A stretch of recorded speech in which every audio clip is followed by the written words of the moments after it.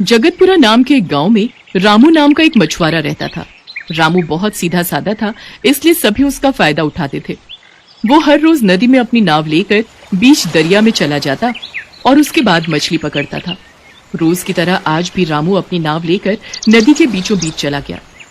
आज मौसम अच्छा है, आज तो बहुत सारी मछलियां मिलनी चाहिए। ये कहकर रामू ने नदी में जाल फेंक दिया और कुछ देर बाद जब जाल उठाया तब उसने देखा कि जाल में बहुत सारी मछली है। ये देखकर रामू खुश हो गया। अरे वाह, आज तो मजा ही आ जाएगा।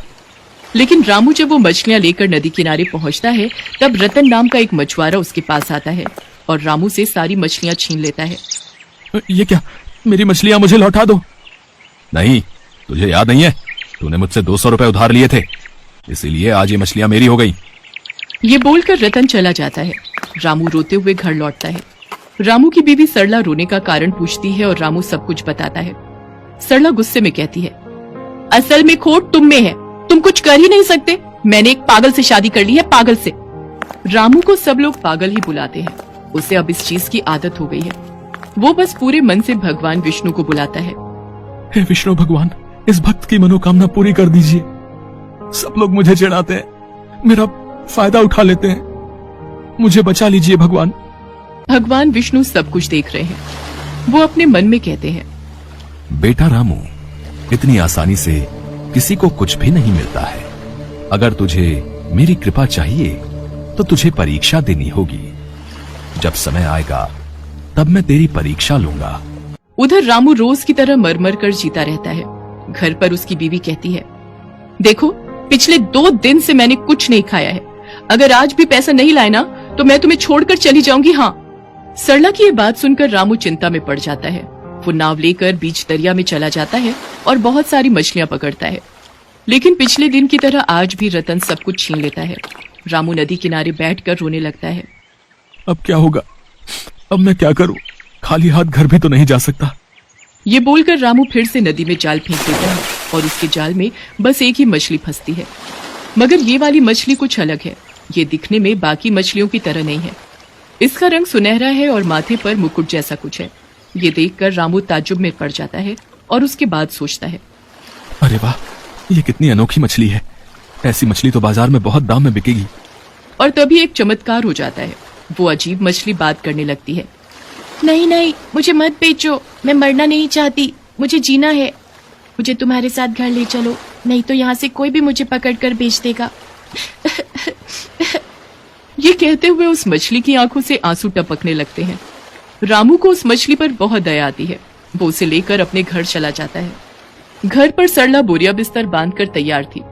रामू के घर के अंदर जाते ही सरला कहती है, पैसे लाए हो कि नहीं? नहीं सरला, पैसे तो नहीं है। आज भी रतन ने मेरी सारी मछलियां चोरी कर ली। ठीक है, फिर मैं मायके जा रही हूँ। नहीं सरला, ये देखो मैं क्या लाया हूँ, एक बात करने वाली मछली। तो इसका क्या अचार डालूं मैं? ये बोलकर सरला वहां से चली जाती है। रामू उसे रोकने की बहुत कोशिश करता है लेकिन सरला नहीं मानती। रामू कमरे के अंदर अकेला बैठा रहता है। तभी वो बात करने वाली मछली कहती है, दिल छोटा मत करो रामू, सबकी जिंदगी में दुख तो रहता ही है। मगर मेरी जिंदगी में सिर्फ दुख ही है, मुझे कभी सुख नसीब ही नहीं हुआ। तुम चिंता मत करो, देखना कल से तुम्हें मछली पकड़ने में और बेचने में कोई समस्या नहीं होगी। अगले दिन रामू मछली पकड़ने जाता है। बहुत सारी मछलियां पकड़कर वो नदी किनारे पहुंचता है और रोज की तरह रतन वहां पर आ जाता है। मगर आज उसके साथ कोई और है और उसे देखकर रामू खड़ा का खड़ा रह जाता है। रामू देखता है कि सरला रतन के साथ खड़ी है। सरला, तुम यहाँ क्या कर रही हो? आज से मैं रतन की बीवी हूँ। कैसा लगा रामू? तेरी तो कोई औकात ही नहीं है, इसलिए तेरी बीवी भी तुझे छोड़कर भाग आई मेरे पास। रामू को बहुत बुरा लगता है। वो कहता है, रतन, अब तक तू मुझसे सिर्फ मछली छीन लेता था और आज मेरी बीवी को भी छीन लिया।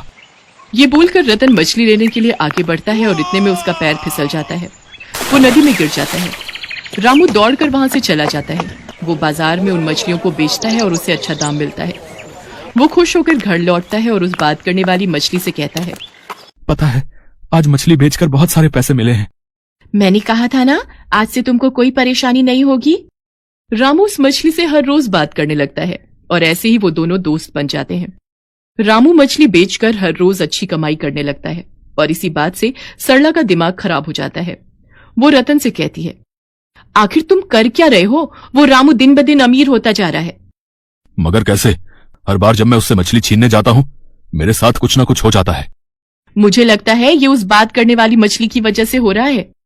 उसके बाद सरला रतन से उस मछली के बारे में कहती है।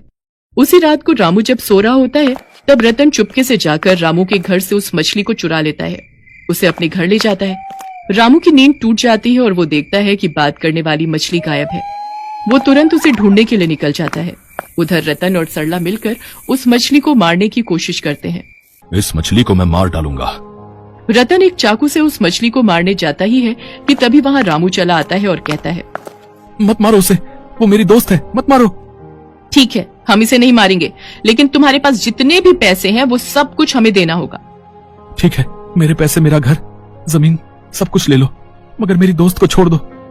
रामू रोने लगता है और तभी वहां एक चमत्कार हो जाता है। वो मछली गायब हो जाती है और भगवान विष्णु प्रकट होते हैं। ये देखकर सभी चौंक जाते हैं। भगवान विष्णु, आप? हाँ रामू, मैं ही इस मछली का अवतार लेकर तेरी परीक्षा ले रहा था। मैं देख रहा था कि थोड़े से पैसे मिलने के बाद तेरे अंदर लालच आ जाता है या नहीं, मगर मैंने देखा कि तेरा मन बिल्कुल साफ है। दोस्ती तेरे लिए पैसों से बढ़कर है।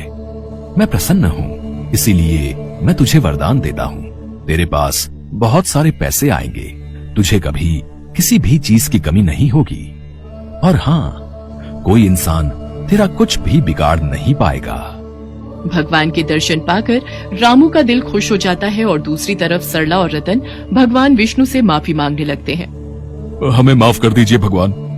हाँ भगवान, हमसे गलती हो गई। नहीं, तुम दोनों माफी के लायक नहीं हो, इसीलिए मैं तुम दोनों को सजा दूंगा। ये बोलकर भगवान विष्णु दोनों को छोटी छोटी मछलियों में बदल देते हैं और उन दोनों को नदी में छोड़ देते हैं। उसके 2 दिन बाद एक मछुआरा उन दोनों को पकड़कर बाजार में बेच देता है। ऐसे ही दोनों को सजा मिलती है और रामू अपने बड़े से घर में ऐशो आराम वाली जिंदगी गुजारता रहता है। ऐसे ही दिल साफ होने से जिंदगी में सब कुछ मिलता है, खुशी मिलती है, और जिसके दिल में खोट है उसे सजा जरूर मिलती है। यही जगत का नियम है।